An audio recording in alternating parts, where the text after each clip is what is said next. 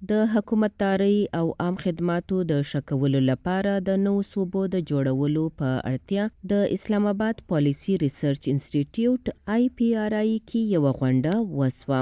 د پاکستان یو پخوانی سفیر او د اسلام آباد پالیسي ریسرچ انسټیټیوټ مشر ډاکټر رضا محمد دغه معاملې د هواري لپاره پارلماني کمیټې جوړولو وړاندیز وکړو. انتظامی ډیویژنز باید زیات وي ولې چې د ملک آبادي زیاته ده او د صوبې انتظام د کمې آبادۍ سره زیات ښه ممکنه کېدی شي. پر دغه معامله په قامي کچه د پارلماني غړو او خلکو ترمنځ د ضرورتونو او د ملک د اقتصادي حالاتو تر مخه د اتفاق ضرورت دی او باید د پارلمان له لارې حل کړی شي. ځینې څېړونکو څرګنده کړه چې که موجوده صوبې اختیار ولري نو د قانون او نظم، ملکي اسانتیاو او د وسایلو پراختیا کې به د پام وړ پرمختګ وسي. بجای ایڈمنسټریټیوز د نورو یونټونو جوړول په اوسني وخت کې د بلوچستان رنګ صوبې لپاره ګرانه او حساسه معامله ده. زه خو دا وړاندیز کوم چې لومړی باید اوسني صوبې او انتظامی یونټي مضبوط او خپلواک کړو. د بلوچستان رنګ صوبه چې ډیر لږ بجټ ورکول کیږي څرنګه ممکنه ده نور هم وویشل سي.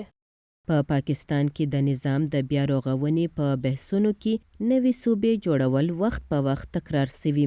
دغه معامله په ټاکنو کې د سیاسي ګوندونو د منشور برخه هم پاته سوي او د جنوبي پنجاب، جنوبي پښتونخوا، هزاره، فاټا، سرایکي، کراچي او ګلګت بلتستان صوبو غوښتنې مخې ته راغلي.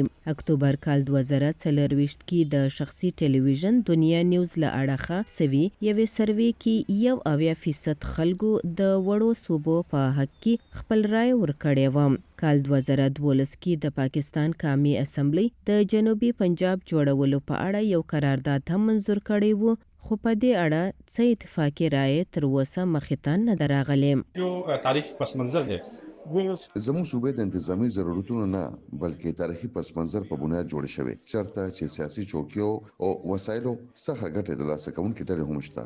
نو که چېرې واک ښکته کچه ته ورسي نو دا به د خلکو لپاره ښه وي او مالیې غونډول به هم اسانه شي. څېړونکو وویل بنیادي ستونزه د مضبوط لوکل ګورنمنټ نشتوالي، د ناڅرګنده واکونو لاسوهنې او د لوړپوړو چارواکو کنټرول او ناڅرګنده مالیات د ګډوډۍ لامل شوی چې د پارلمان له لارې یو ژور بحث ته اړتیا لري. رابعه پیر، وایس آف امریکا، ډیوا، اسلام آباد.